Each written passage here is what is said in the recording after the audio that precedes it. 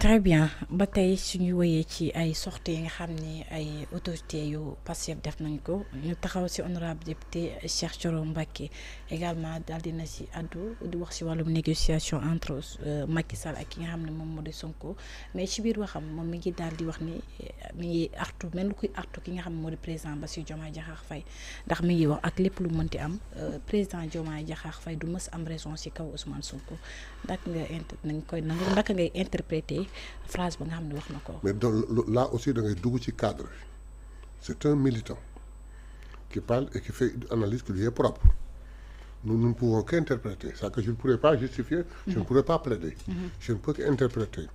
Donc les gens parlent d'un certain, comment est-ce qu'on dit, deal entre Macky et Ousmane en prison. Damay rappeler simplement qu'à la sortie de Ousmane Sonko, je crois que c'est une première conférence de presse moom ak le président Diomaye. Il a parlé que am na un certain moment da ngay mën a bàyyi dara pour am dara. léegi nit ñi dagg ko nag yaakaar ni mayaabe nee na dafa am dans des moments de lutte benn moment boo xam ne da ngay bàyyi dara pour am dara. Durant tout le processus il n'a jamais voulu écouter, s'asseoir ou recevoir un émissaire de Macky. Mais à un certain moment où mi ngi nekk en prison, son second était en prison, les autres étaient sous bracelet électronique contrôlé, d'autres instituts, les sièges est fermé et tout. Il a dit pour une fois je vais ouvrir te wax na ko nee na ku may mere ma ci loolu rek mooy ma dëkk sama nopp Macky Sall wax ñetti affaire mais ñetti affaire yëpp déggoowuñ ci benn moo di ana dil ba.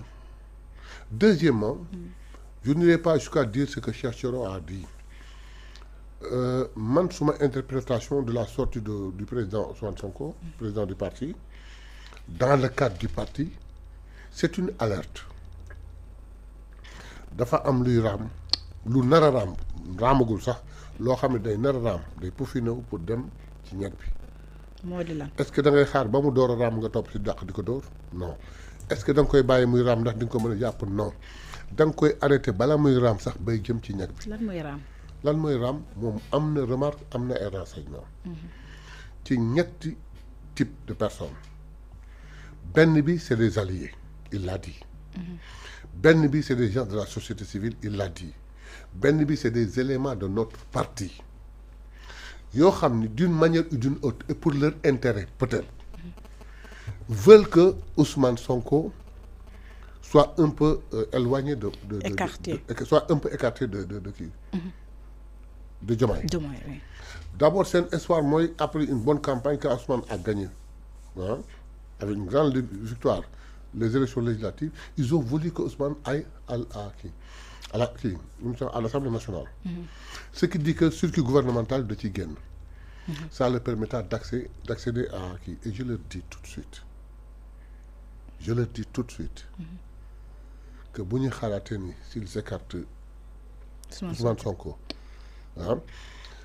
que Diomaye est accessible et maniable ils se mettent le doigt dans l'œil. Mais Sénégalais yëpp xam nañ quand même bouclier ba nga xam ne Ousmane Sonko def na ko donc bu ñu écarté Ousmane Sonko peut-être daañu am accès ci ki nga xam ne mooy président Diomaye. Ce n'est pas pour autant que ñu mën ko manœuvrer. C'est ma conviction. Mais nit rek la. On a lutté ensemble. On travaille ensemble. Je ne vois pas pourquoi pour des intérêts des gens parviennent à mettre de l'écart. Tout juste loolu rek lañ ci mën. Il l'a dit en 3 phases. Benn bi wax na ak moom certainement. Le gars a compris mais n'a pas réagi peut-être. Deuxième bi wax na ak devant keneen. Mais à la 3e fois si sama analyse propre il s'est plus adressé à ses détracteurs entre guillemets. Mais en prouvant à son président que li may wax li ma la doon wax en sourdine dëgg la maa ngi koy wax les gars les yeux dans les yeux il leur fait comprendre que da ngeen di sonn du am demuma fenn. Vous voulez toucher mon orgueil pour me démissionner wu ma. C'est un très grand message qui leur dit régler leen et ça dit à son président kon la ma la doon wax en tête à tête. Tey tu vois que j'ose le dire devant tout le monde pour que ces gens-là comprennent que man fawuma alhamdulilah échos yu ñu ci am yëpp c'est des échos formidables comme li ñuy wax ni même si fekkee ce qu'il a dit c'était malade à quelque chose malheur est bon ça a permis de nous réajuster de nous revoir te nag nous ne sommes pas des anges nous ne sommes pas des prophètes encore moins des anges nous sommes des personnes qui avons lutté ensemble xeexandoo defandoo boole nu mais ay nit lañu ak suñu jikko am lu ñu digale lu rëy ak toute suñu conviction def ko ci mais nekkuñu ay ange yoo xam ne su ne lii la su ne lii nekkuñu prophète boo xam bu ne lii la dafay mën a am ay malentendu te sax nag bu fekkee dëgg rek moo leen animé ñoom ñaar mënuñu à 100% lu kii wax kii d'accord lu kii wax kii d'accord les gens dans les discours de Ousmane Sonko ils retiennent ce qu'ils veulent Ousmane bi mu nekkee patron war a wax ne la plupart du temps il l'appelait à 1h du matin à minuit ñu ñëw sur tel ñoom ñaar ñuy waxtaan ci kii xëcc fii en fin de compte mu boole yëpp décider ndegam boobu lan daan toog ki nekk exécutant ki nekk décideur te ñoom ñaar ils parvenaient pas à s'entendre à 100% et puis c'est ça qui est logique mais néanmoins comme c'était le décideur su décider mais l'exécutant da ko daan def ni mu ko bëggee tey situation yi inversée wu c'est la même chose on a entendu le président dire Ousmane Sonko dire que damay liggéey bay wàcc di ñibbi et foo nekk maa ngi nii noo jaaral ma jaar il me met dans un coin ñu toog di waxtaan ba 1h du matin j'étais obligé de dire ah non mais ça va man nag damay dem à 7h à mon bureau pour mu soog may libérer vous avez entendu le président dire ici c'est la salle de comment est-ce qu'on du conseil des ministres fee la ñu toog maag sama waay donc cela veut dire amul benn conflit bu am seen diggante comme nu mu ko waxee non conflit non il peut pas y avoir de conflit malentendu malentendu peut-être malentendu et je dis peut-être mais conflit entre ñoom ñaar c'est pas pensable c'est pas pensable est-ce que vous êtes d'avis ci Cheikh Thioro Mbacké député lu mu wax la par rapport ak dañu gouverner ensemble ça veut dire nañu séparer ak les alliés ñoom ñu gouverner ensemble ñoom ñi nga xam ne ñoom ñoo guerre seen guerre je n'ai jamais et je vais le dire ça va étonner même à la formation de la coalition j'étais sceptique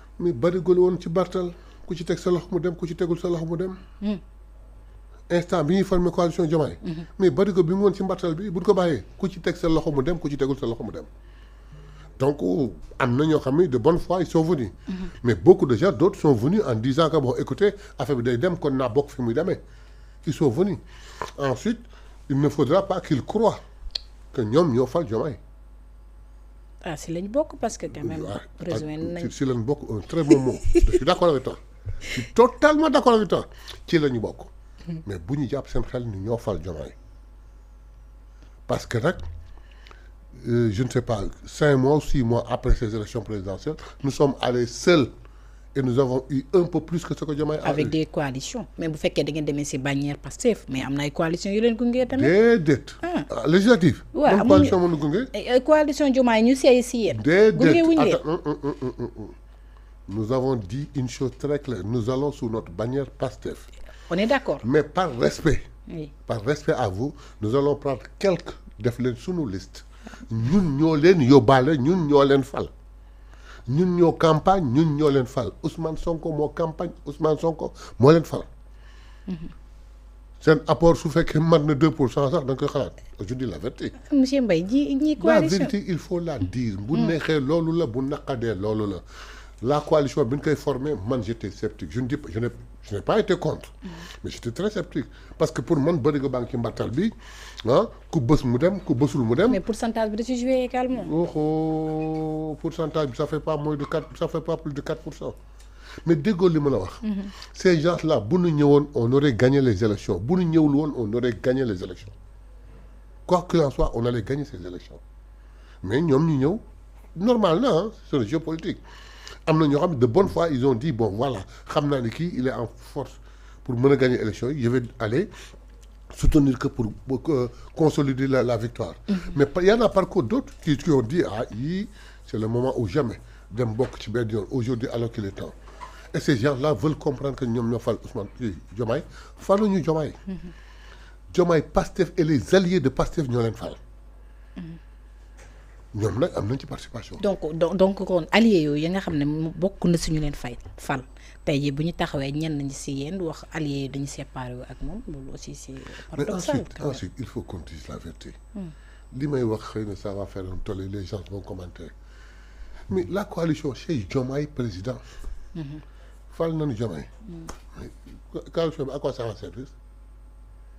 à quoi ça sert maintenant. parce que ñoo bokk na suñuy fal Diomaye ke dañu gunge seen 12 moom seen 5 ans. maintenant ils attendent le gain. oui ma ils attendent le gain da nga ñëw pour fal ko. pour mu defar réew mi am nga ci yaakaar. fal nañ ko. jeex na pourquoi se coaliser sur la coalition il faut se focaliser sur la coalition oui la coalition. seen part si gâteau bi lañ bëgg. voilà tout le problème qui se pose chez nous il n'y a pas de gâteau à partager. Justement, chez nous, il n'y a pas de gâteau à partager. Et d'ailleurs, chez nous, les patriotes, il y a combien de patriotes hein? Très ferrés, ils n'ont même pas de poste. Tu ne vas pas porter de alliés. Donc, je les respecte. Bon, mais il faudrait qu'ils sachent que une coalition, Diomaye président, c'est Diomaye président. Et voilà. Si loolu ba tey ci wàllum allié yi wàllum système bi